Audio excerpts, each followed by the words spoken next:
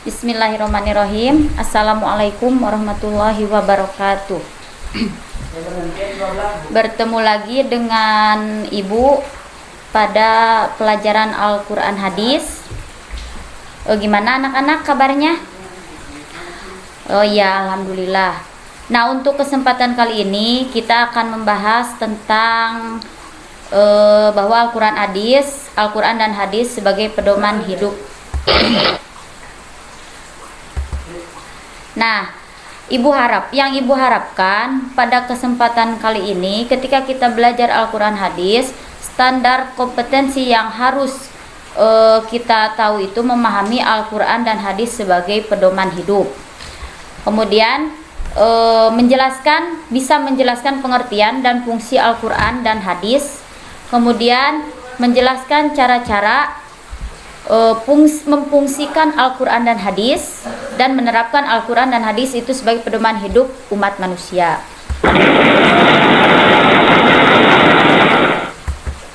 Untuk selanjutnya, menurut bahasa, Al-Quran itu ditinjau dari segi bahasa yang artinya itu bacaan atau yang dibaca. Kemudian menurut istilah, Al-Quran ialah firman Allah yang mengandung mukjizat yang diberikan kepada Nabi Muhammad SAW dengan perantara malaikat Jibril yang tertulis dalam mushaf atau yang dinamakan dengan lembaran-lembaran yang disampaikan kepada kita secara mutawatir dan membacanya termasuk ibadah. Jadi ketika kita sering membaca Al-Quran, maka pahala itu sangat-sangat banyak bertambahnya ya untuk diri kita. Nah, untuk selanjutnya pengertian daripada hadis. Hadis itu berasal dari bahasa Arab al-hadisu yang berarti baru, muda, bisa cerita, berita dan riwayat dari Nabi Muhammad SAW. Nah, ketika kita menyimpulkan bahwa hadis itu menurut istilah ada beberapa di antaranya ada 3 macam ya menurut istilah itu. Yang pertama, hadis adalah segala ucapan, perbuatan dan keadaan Nabi Muhammad SAW. Makanya kenapa Nabi Muhammad SAW itu diturunkan oleh Allah ke dunia itu untuk menyempurnakan akhlak, karena memang perbuatan dan keadaan Nabi Muhammad SAW itu tertera pada istilah daripada hadis. Kemudian yang kedua, segala sesuatu yang bersumber dari Nabi Muhammad SAW, baik perkataan, perbuatan, takrir, atau yang dinamakan dengan persetujuan ataupun yang sepadannya. Kemudian istilah hadis yang ketiga yaitu segala ucapan, perbuatan dan takrir Nabi Muhammad SAW yang berkaitan dengan hukum kepada kita. Selanjutnya, yang dinamakan dengan takrir ya tadi artinya persetujuan atau ketetapan Nabi Muhammad SAW terhadap perkataan atau perbuatan yang dilakukan oleh sahabat beliau. Contoh takrir atau persetujuan dari Nabi Muhammad SAW terhadap perkataan atau perbuatan yang dilakukan oleh sahabat beliau adalah sebagai berikut.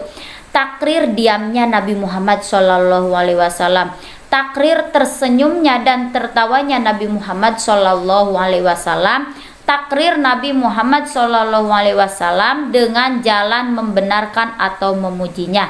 Itu diantara contoh daripada takrir. Kemudian fungsi daripada Al-Quran ya. Dengarkan fungsi daripada Al-Quran. Yang pertama itu sebagai petunjuk, pedoman dan rahmat bagi orang-orang yang meyakininya. Jadi ketika kita meyakini bahwa memang sebuah Al-Quran itu, ayat suci Al-Quran itu bisa menjadi petunjuk bahkan pedoman hidup bagi manusia. Kemudian yang kedua, sebagai penawar bagi segala macam penyakit.